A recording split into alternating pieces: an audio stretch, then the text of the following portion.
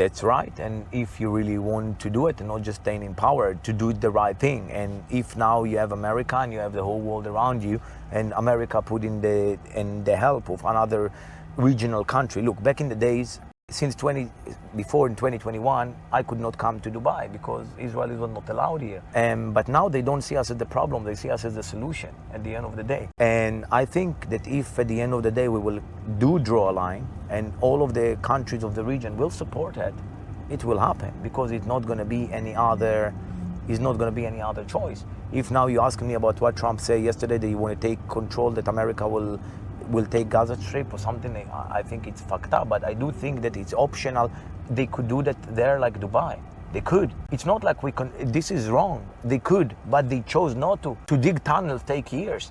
To get such a weaponry take years. For what? To fight with the strongest army in the Middle East. We're gonna knock the shit out of you. You know it. You know the outcome before you're gonna go. But you're still going and doing it. Instead of taking all of this money and put it towards schools, towards hospitals, towards buildings, you could do it easily. Singapore, it could be there.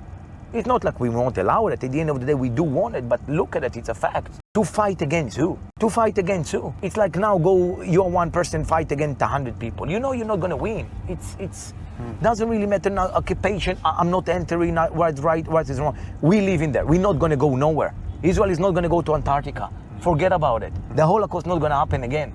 Not gonna happen again. If we can live here in coexistence, we're doing business, everything, it's all right, regardless to the opinions and everything like that. And I believe that we both need to have peace. I have no problem with Muslims. I don't have a problem. On the contrary, as a Jewish, we're not allowed to pray in a church, but we're allowed to pray in a mosque because we both believe in Allah. We are cousins. We are the descendant of Abraham. This is what the Muslims are coming from Ismail. We coming from Isaac. So it's all we be based on the same values. In the Quran, we call al-Mukhtar. So we are not the problem, but the problem is some fanatic who's sitting down in power and poisoning the people, and the media who triggering and showing all of these things because they want to show one narrative, and they're showing you as the bad people, as they're doing this and so on and so on. So of course it's starting the hatred and people and canceling, and some people don't even understand. Since the river, what river? Tell me what river? They doesn't even know. Free Palestine, what the fuck are you talking about? Like all of these people, it's become a trend, so everybody just follow the trend because it's a trend. I remember when the Holocaust finished, the US decided to give a part of Palestine to Israel to create a state there. And I remember the Shah of Iran said, what did Palestine do wrong? Why don't you give them a piece of Germany? Why give them Palestine? And they said, well, because this was their right, this was their given land back in the 5,000 years ago when they wrote the book and everything. This was their given land, this is the chosen land. But then the land started getting bigger. They started taking on more and more and more, right? I understand too, and now it's not your fault. You were born years after this. You were born in Israel. All you know is that's your country. That's where you were born. But I think the line should be drawn now, and no more should be taken over, or no more conflict should happen. I just don't want people dying. That's for sure. My religion, I'm Jewish. Why I call Jewish?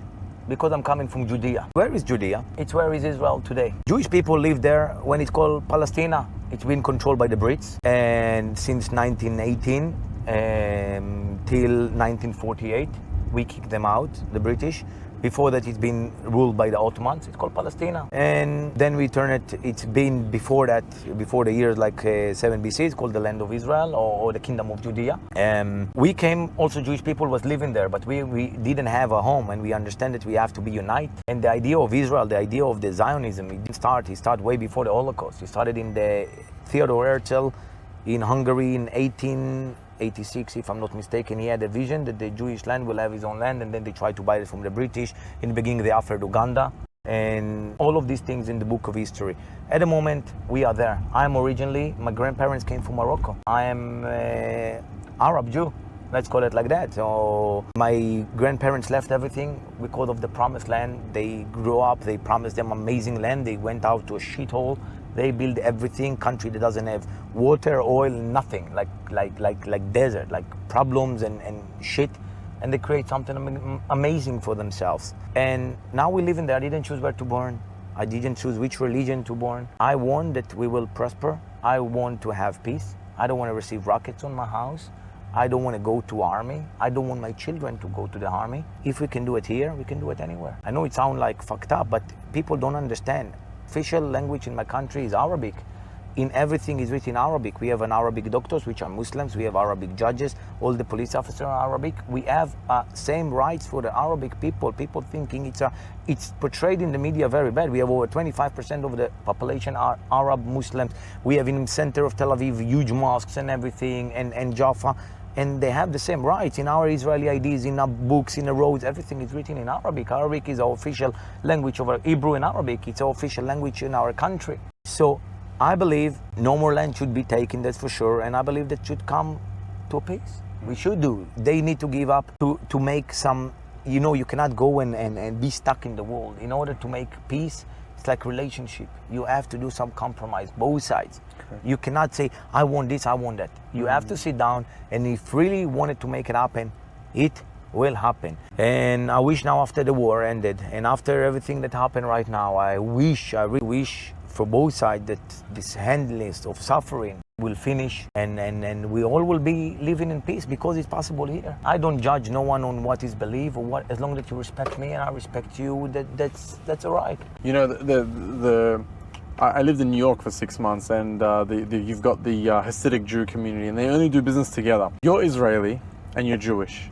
Have you ever been scammed by an Israeli Jewish person? Yes, I did, of course. Good people there is everywhere, and bad people there is everywhere. It doesn't turn or determine the religion of the person. It could be a Jew, it could be a Muslim, it could be a Christian, it could be a Buddhist. Doesn't really matter. If a person he have bad things, so it's a bad thing. Yeah, I did. My manager was Jewish, Israeli, French, and he scammed me out because he saw an opportunity and he could. So he did. Money change people, and when it's big money, so people sometimes overpass, a lot of things. So yeah. Yeah, I wanted to ask that question because I saw the Hasidic Jew community in New York, in Brooklyn specifically. Have you been? Yes, it's called Chabad. Yeah. 770 Corona Heights. What does Israel think of the Hasidic Jewish people in New York? First of all, my family originally are like Hasidic, like my parents, my father I grew up like this. I study only Bible and everything. Those are like the original Jews. Like this is the way we should be. Because I've heard Jewish people in Israel don't accept the Hasidics. No, okay, there is some Hasidics that are extreme, like Satmar, that they don't believe in the Zionism thing. They thinking the state of Israel should be like Iran, like an Orthodox country that has to be keeping like the rules of the Torah. Not like Israel. It's a country that gays is allowed. We have in the parliament.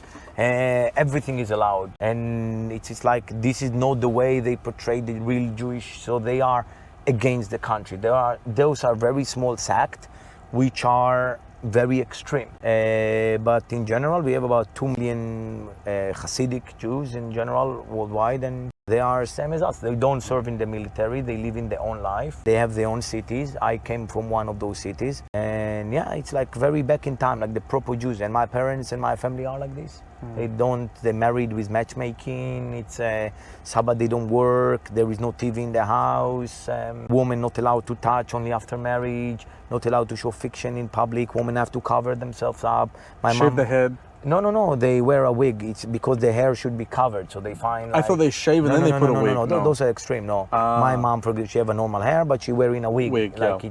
You need to cover. But only sex on Friday. No, not necessarily, because no, it's allowed because we saying when the woman has a period, so 2 weeks you should not touch and 2 weeks you can. So it's keeping the marriage.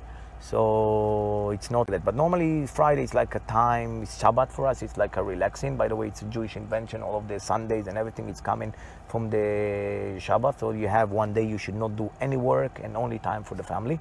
And it's a good time, apparently, for having sex, I guess. Well, Simon, I appreciate you coming on the podcast. I appreciate you telling your story. You got very vulnerable, so I appreciate that. Thank you. I've seen your interviews. I haven't seen you get vulnerable like that before. I don't know, man. I think it's just a day, and maybe I shouldn't do it today, but... no, it was perfect, because people want to see different sides to you.